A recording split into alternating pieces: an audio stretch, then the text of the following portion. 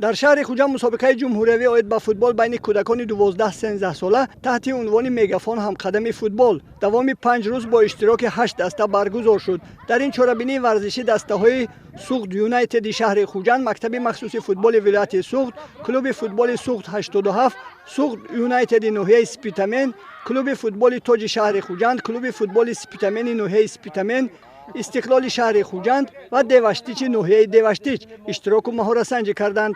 دسته ها در دو زیرگروه جدا شده بین هم در یک دور بازی انجام دادند. در دور نیم نهایی دسته های سوخت 87 و سپیتامن بین هم واخوری نمودند و این واخوری با حساب 4-1 به فایده دسته سوخت 87 به انجام رسید.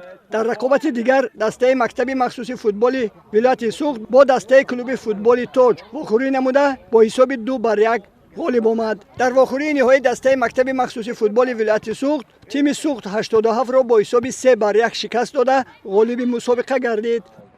این مسابقه جمهوریوی هست و در تمام منطقه های جمهوری تاجیکستان گذرانیده می شود.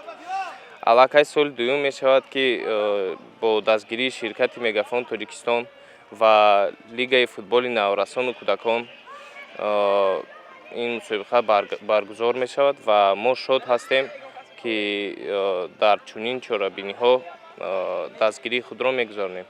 با اشتراکچیان در انجام مسابقه جام، مدال و تحفه‌های خاطروی از طرف شرکت موبیلی مگافون تاجیکستان و لیگ فوتبال کودکان و نوآوران تاجیکستان در فضای تنتنوی تقدیم کرده شد.